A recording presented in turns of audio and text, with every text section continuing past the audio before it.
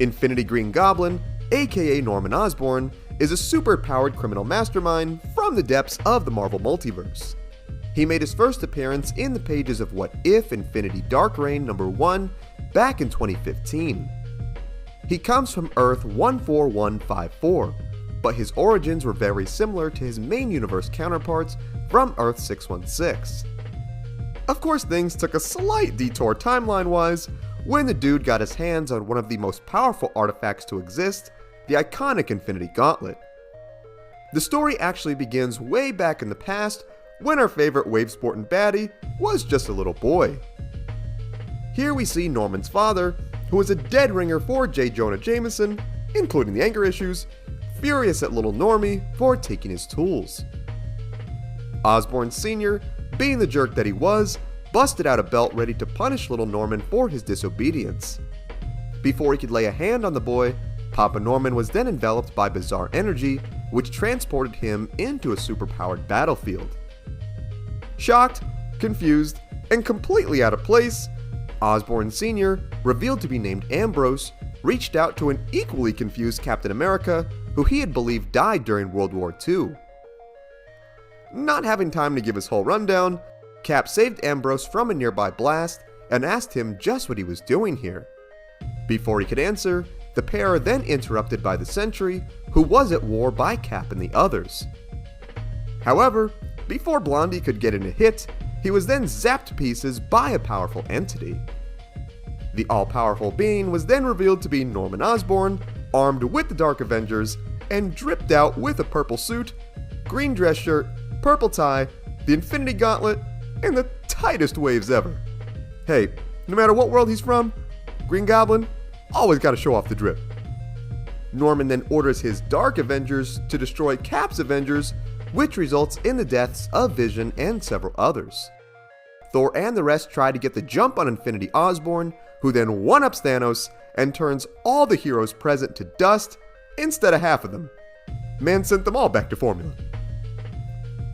Norman's band of goth supers then asks why he didn't do that super move before, where he then tells them that it was a repeat of past events, and then snaps them all back to their supervillain lair.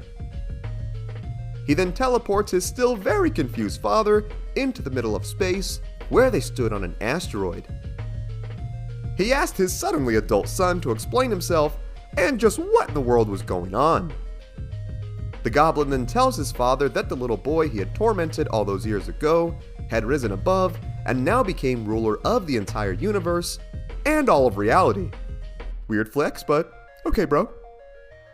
Ambrose then calls Norman out on this nonsense, not believing that his puny scaredy cat kid son was capable of such actions. Little Goblin Jr. then teleports he and his father to New York City, which was now his full-on Goblin empire, complete with a throne and snacks for his lackeys. Ambrose then asks his son how he did all this, where Norman tells him that it was all due to the power of the Infinity Stones. He explains that he was able to get access to the most confidential files on Earth, where he was able to gather information and location of the Infinity Stones. He was then able to use his power, charisma, and overall insanity to rally a large number of Earth's supervillains together to locate the stones to achieve, as our boy Darth Sidious puts it, unlimited power. They then went throughout Earth and space to get the stones, even killing the likes of Doctor Strange and Black Panther. With all the stones gathered, Norman was then able to transform himself into his most menacing, and pretty awesome form yet, called the Goblin King, which he then used to brutally kill all of Earth's heroes and conquer the universe. Not gonna lie, that form of him is absolutely awesome. If Goblin strolled up like this in No Way Home, he's cleaning house. Sorry, Andrew Garfield and Tobey Maguire. I love you guys, but if this Goblin King is coming at y'all, you guys are kinda dead. Still not impressed with this galactic conquest, Ambrose asks Norman what else he has done with this power, declaring that Osborns were inventors, and what little Norman has made here was nothing but tyranny. Norman, of course, having an answer for this, shows off his most twisted invention yet, which was a time paradox of his long-term rival Spider-Man having to relive the death of Gwen Stacy over and over again until the end of time. Man, that's messed up. guys, don't show this comic to any filmmakers, okay? Andrew Garfield Spidey, he's been through enough.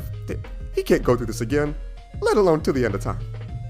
Green Goblin, thinking this was the greatest thing ever, then asked his dad if he thought this was awesome, only for Ambrose to call his son a monster for what he had done. Ambrose then tells Norman that he always knew there was something wrong with him and that he should have killed him when he was a baby.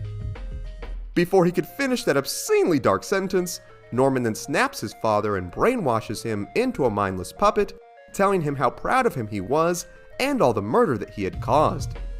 Seriously guys, are the writers of this comic okay? Norman then walks his now creepy robot dad over to his palace to show off the rest of his inventions, only to see that all of Norman's Dark Avengers had been violently murdered. Thinking that his awesome son had done this, Ambrose congratulates Norman on all the killing. Goblin then tells his father to shut up and that he had not done this. The slaughter is then revealed to have come from none other than our boy Thanos, who showed up to claim his Infinity Gauntlet back from the Madman. Man, Thanos is looking fresh here too. It's about to be the Battle of the Drip, everybody. Telling the big purple man he was not afraid of him, Norman transforms into his Goblin King form, where the two engage in a violent battle.